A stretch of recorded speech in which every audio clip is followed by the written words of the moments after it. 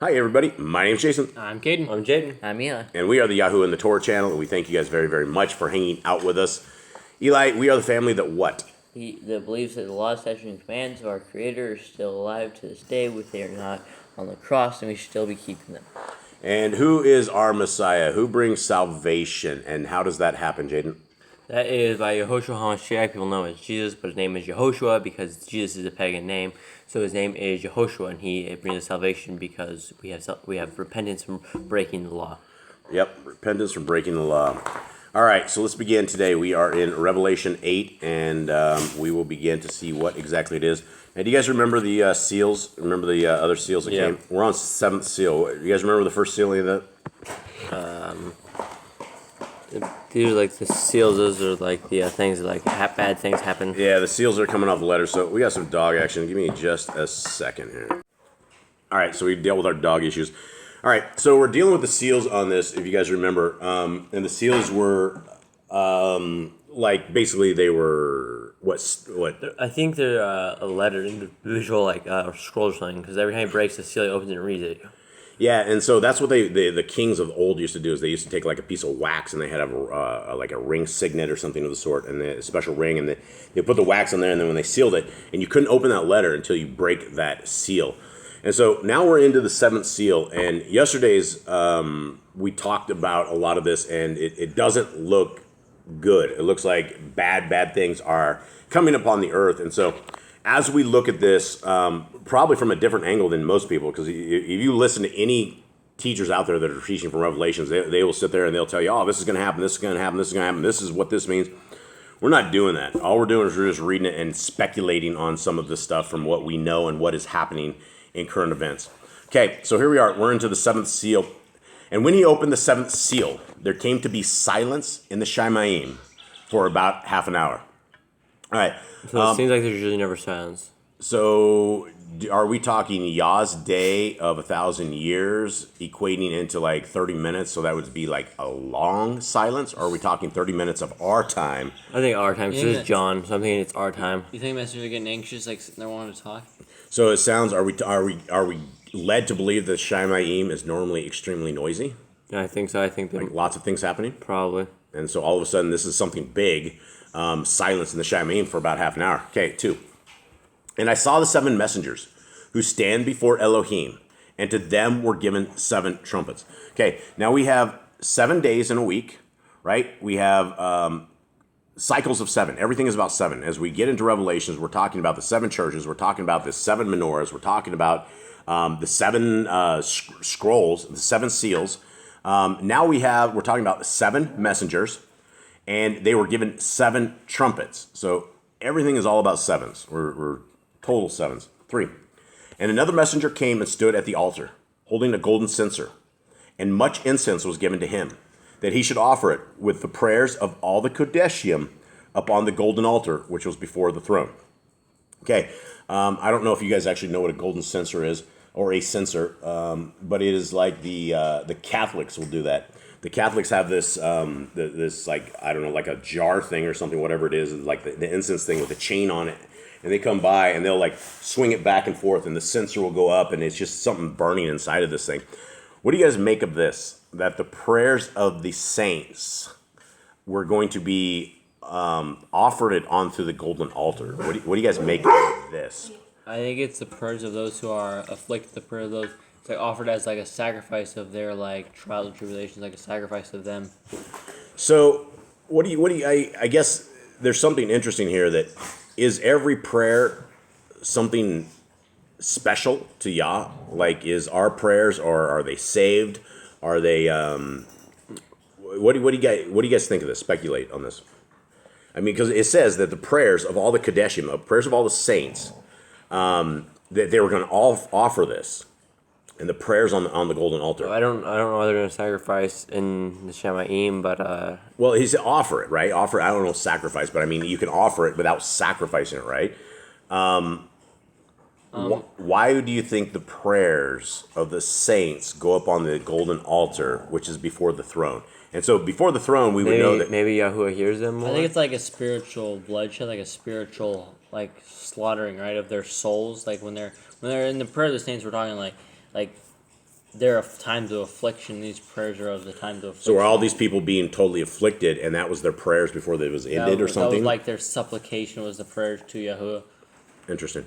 All right. Yeah, we don't know. We're just... So it has a reference of Psalms 141 too. Psalms 141 too? Yeah. And what does that say? And it says, "Let my prayer be prepared before you as incense, the lifting up of my hands as the evening offering."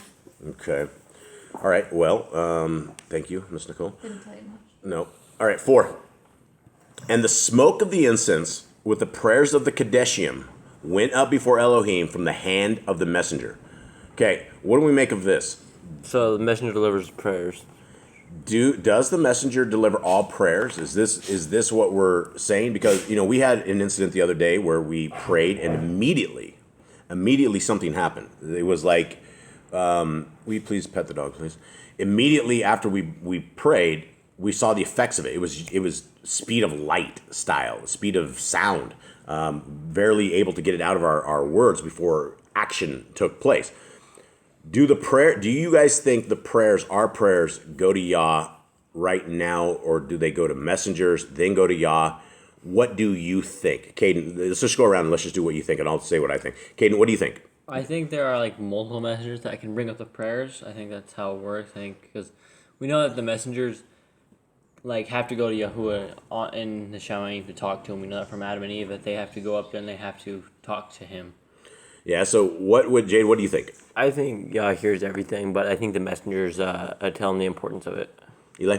I think like the messengers deliver it to him, but it's like extremely fast. Extremely fast. Okay, yeah. I mean, again, we're speculating. I think that Yah hears everything immediately, and but I do think everything is recorded, and I don't know what to make of a lot of this, but I do think that I don't think there's going to be a delivery system that Yah has to deal with, because there would just be like he would have to deal with like all of these messengers coming up to him and giving him messages when the prayers of the Torah lists are an abomination, so I bet that they even bring them up. That's true. That is true. Yeah, and that's what Jade said. The prayers of the Torah lists are an abomination to our Creator. And so if you are not keeping the laws of Genesis, Exodus, Leviticus, Numbers, and Deuteronomy, there's a good chance your prayers are going nowhere. Okay, 5. And the messenger took the censer and filled it with fire from the altar and threw it to the earth, and there were noises and thunders and lightnings and an earthquake. Okay, so he had the censer that was filled with all the prayers. They threw it to the ground. And Hold on. Did he empty the prayers? Okay, and the smoke of the incense with the prayers went up before Elohim. So basically all the trauma of the world, or all these prayers, then he takes this censer and he fills it with fire from the altar, which would lead us to believe that there is a active fire at the altar, right? Right. And then whatever this special fire was from the altar, he threw it to the earth. What do you guys make of that? Well, it must be a big sensor. Is that a big sensor? I mean, what? Yeah, I don't know. 6. And the 7 messengers who held the 7 trumpets prepared themselves to sound. And the first messenger sounded, and there came to be hail and fire mixed with blood, and they were thrown to the earth, and a third of the trees were burned up, and all green grass was burned up. All right, so we have basically the 7 messengers. Is there somebody out there, guys? No. Okay, sorry, we got dogs that are sitting here talking, like always. So we have the first messenger, and there came to be hail and fire mixed with blood. So that sounds like, and it says they were thrown to the earth, so out of the Shalom. So what do you guys envision that would be? Why would it look like fire? Why would it be fire mixed with blood?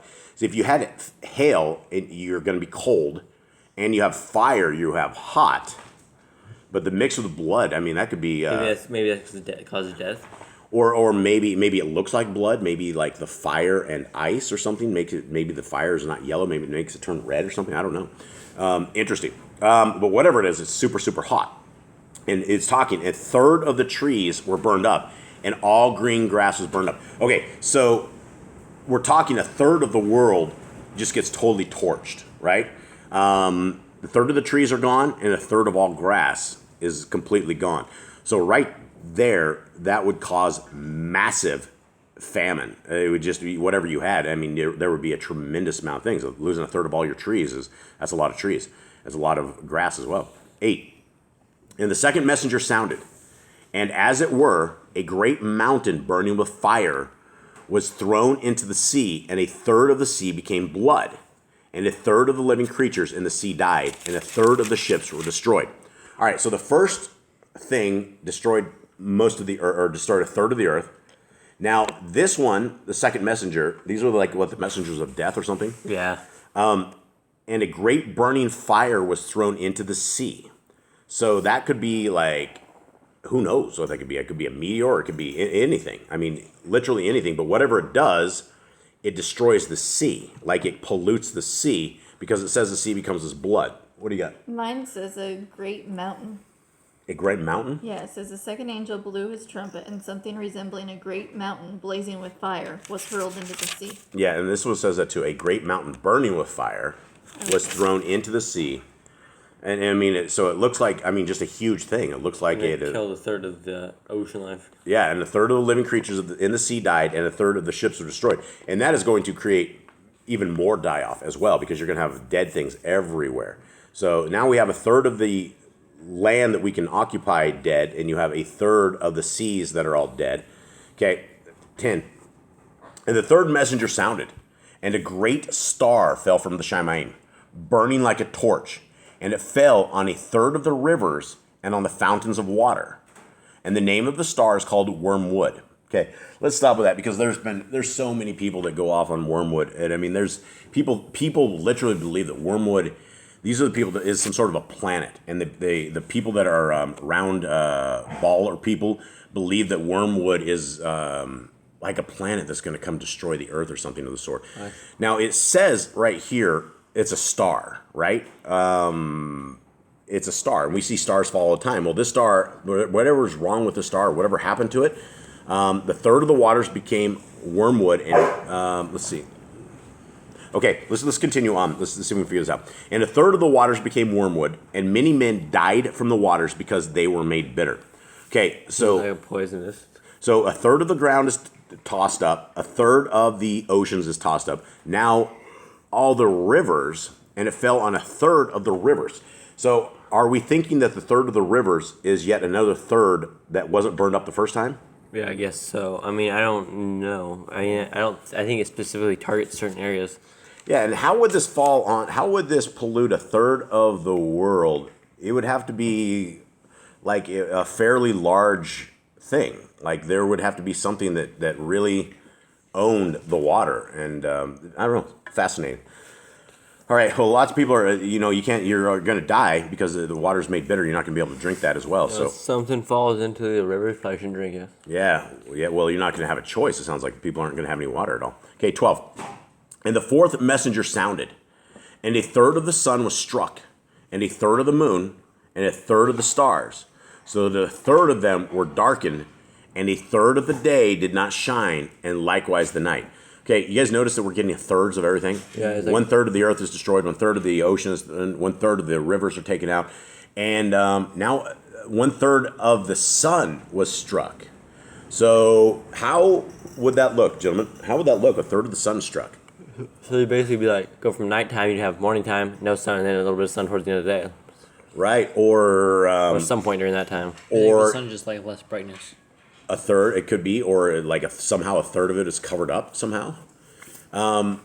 So it says a third of them are darkened. So that is leading us to believe that the light goes out of them. Or what if like stuff in the sky, like clouds or other stuff? That would be dark as well, but I think we're talking like long term here, that you're not going to see anything. And so a third of the stars get dark. So basically all the twinkly stars that we see up there, a third of them will all be gone. And a third of the day did not shine, and likewise the night.